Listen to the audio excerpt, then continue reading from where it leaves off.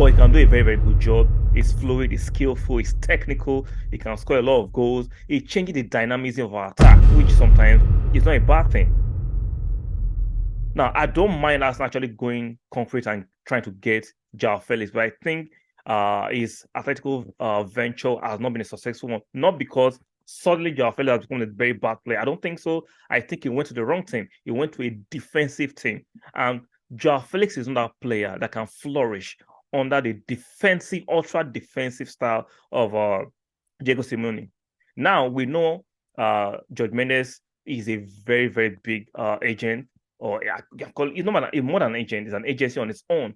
And we have a client in Arsenal, Fabio Vieira is one of the clients. So the links and the links are there. So I can see why Edu and Arteta might have spoken to him regarding Joao Felix. And there are rumors that have been floating around for past few months about Joao Felix and Diego Simeone having a bit of a rift. Their relationships are not the best.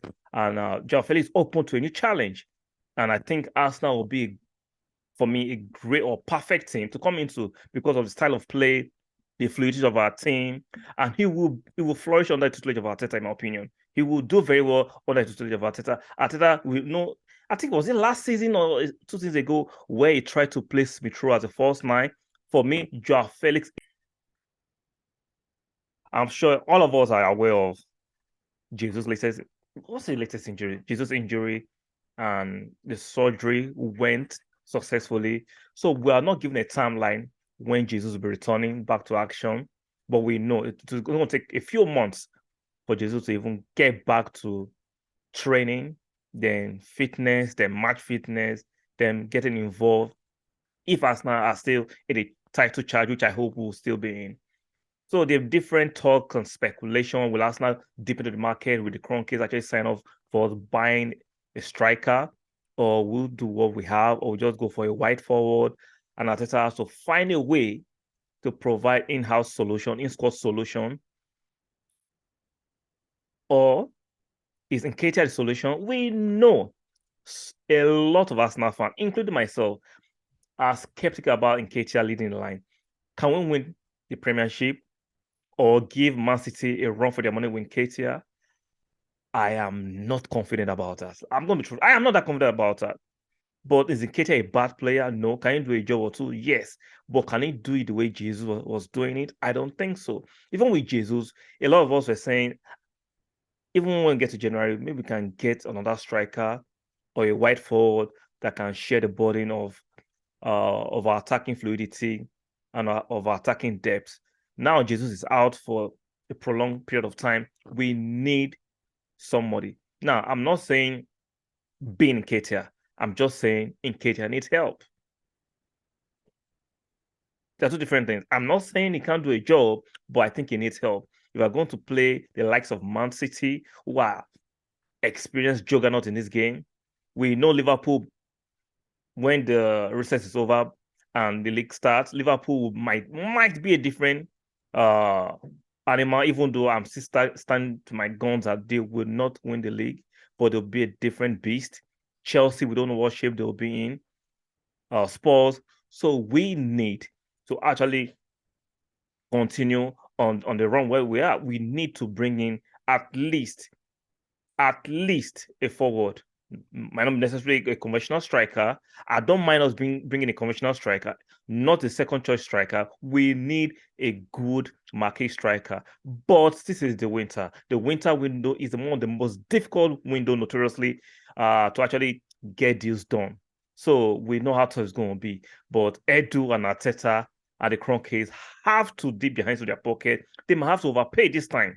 I get it. You need to do what's best for the club. You need to secure the financial future of the club. I get all that. But let's look at the position where we are. We're on top of the summit. We can actually win a league. Let's not just implode with this opportunity.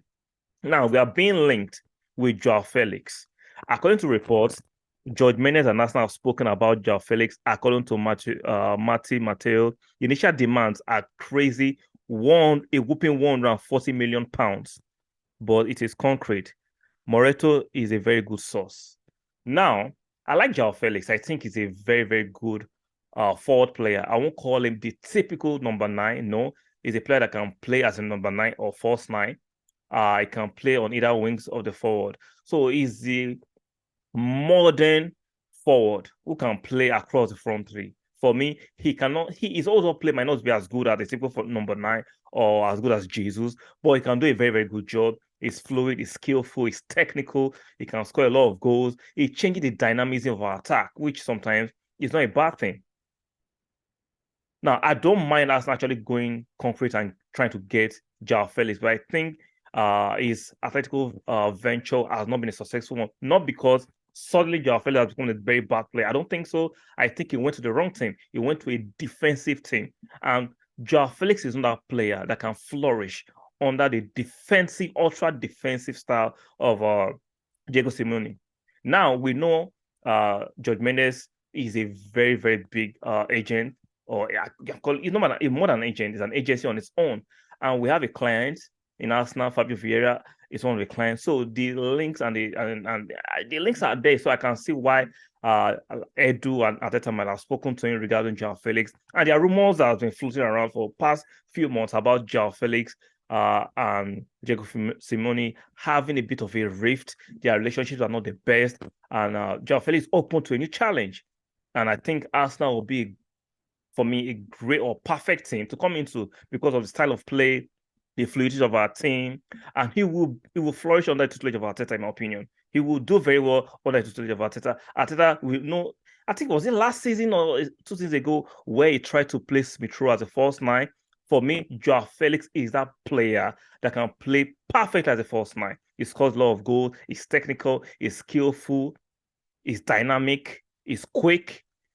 He can left foot, right foot, headers. He is a complete baller. He's very technical, and his outcomes are very, very good. So he's looking like we can do it if the Kroenkes are key.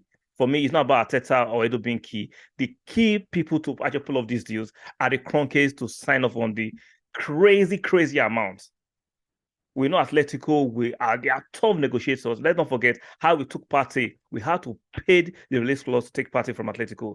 So in January, Atletico were willing to part ways with Joao Felix, regardless of the strained relationship he has with Diego Simeone. That is difficult to tell. This is looking interesting. Now, like I said, I do not mind us getting Joao Felix. I think he will do well at Arsenal. The key thing I want you guys, let's discuss. Do you think the Kroenkes will sign off on a deal like that? Even though if the Kroenkes are willing to actually negotiate that deal, do you think Atletico will be willing to part ways in the winter with Joao Felix? That's the $1 million question. Let me know in the comment section. What do you think of this deal? And do you think he will suit the Arsenal style? For me, he will, without no doubt. Now, I know there are certain games we want to play with conventional striker. We have the likes of Edin Ketia, who can play the number 9. I think he's a better goal scorer. He's not a better footballer than Gabriel Jesus, or skillfully and otherwise. But I think Edin Ketia is more of a goal poacher. Those chances that Jesus was missing in the tail end before the reset to the World Cup, I think Edin Ketia will have converted some. That does not mean Jesus is a bad player. I'm just saying in terms of goal scoring, and Keita shares it. But in terms of all-round play, hold-up play, skill, creating assist, and bringing the fellow players and wingers into the game, there is nobody in the squad that comes close to Jesus. We see how transformative Jesus has been for the squad. So I'm not trying to relegate or deride or take away anything from Jesus. I am saying that in terms of rather goal scoring, I think Nketiah is a better goal scorer, but in terms of all-round play, I think Jesus is far supreme to Nketiah. And like I said, Joao Felix will not be a bad shout to actually join the attack of Arsenal. So it's looking peak. Let's see how this winter transfer window is going to pan out. We're linked to Modric, now we're linked to Joao Felix. Who will Arsenal get, Modric or Joao Felix? It's going to be interesting. Like I said, even though we don't get Joao Felix, I don't mind a Modric. But like I said, Joao Felix will be very transformative too. Like I said, he can play across the front three, the front three line, the left, the right, the middle.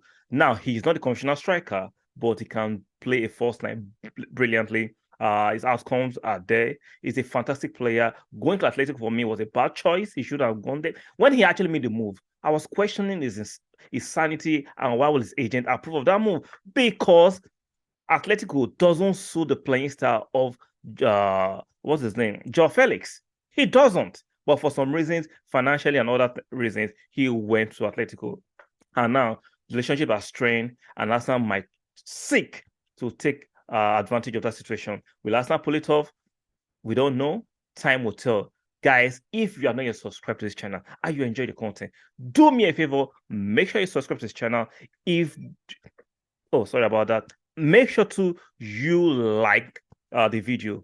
Most of you just come and watch. Make sure you like the video, and do not forget, if your notification bells are not turned on, make sure you turn them on, and I'll see you guys on the next one.